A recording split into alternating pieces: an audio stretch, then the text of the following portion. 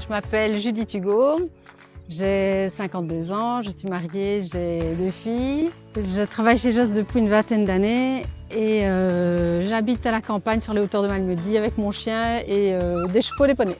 Donc ma passion, disons que je consacre beaucoup de temps et d'énergie à m'occuper des animaux, à leur bien-être au quotidien et à ce qui reste aussi dans leur environnement naturel. En fait, les animaux ont beaucoup à nous apprendre avec leur façon de communiquer, qui est silencieuse. Ils ressentent les choses, ils disent les choses d'une autre manière. Et on n'a pas forcément l'habitude de les écouter, de les entendre et de les comprendre.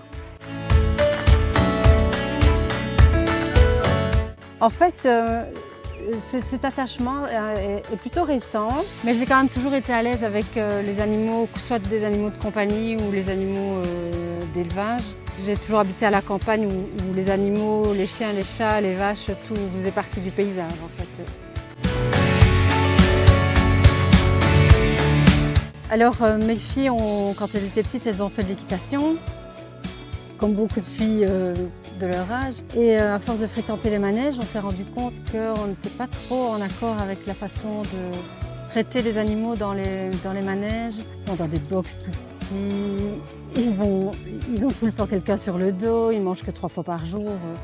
Rien à voir avec leur façon de vivre dans leur milieu naturel où ils mangent tout le temps, où ils bougent tout le temps. Et oui, non, personne ne sur le dos. Le petit Flash, le petit blond, là, celui que t'aimes bien, il a été vendu 2-3 fois. À chaque fois, on l'a ramené dans les manèges où il était. Et puis lui, les filles l'ont monté à l'équitation.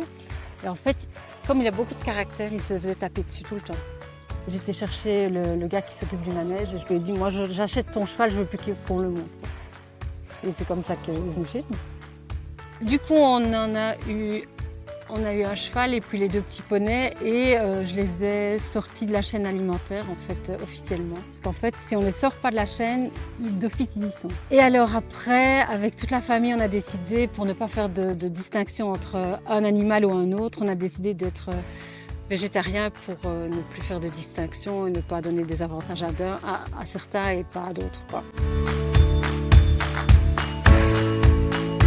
En fait, cet engagement m'apprend et me rappelle toujours qu'on est tous différents et qu'on doit vivre ensemble, malgré nos différences, malgré nos différences de langage, malgré nos différences de couleur, malgré nos statuts sociaux. On n'est jamais l'un et l'autre pareil, donc on doit essayer de se comprendre et c'est pas toujours évident. Donc les chevaux, ça m'aide, et les animaux en général, ça m'aide à me remettre un petit peu les pieds sur terre et dire qu'on n'est pas supérieur ou inférieur, tout le monde est sur le même pied d'égalité. Et quand je suis avec les animaux, que ce soit le chien ou les chevaux, on ne pense plus à rien, on ne pense plus à ses factures, on ne pense plus à ses problèmes, on ne pense plus au temps en fait. On est dans l'instant présent, on est obligé d'être focus sur ce qu'on fait, de ne pas être distrait parce que ça reste des animaux, ils ont d'autres codes que nous. Et il faut les écouter, il faut être attentif et ça c'est chouette. Ce lieu m'inspire la sérénité, le calme, la tranquillité, la nature quoi, en fait.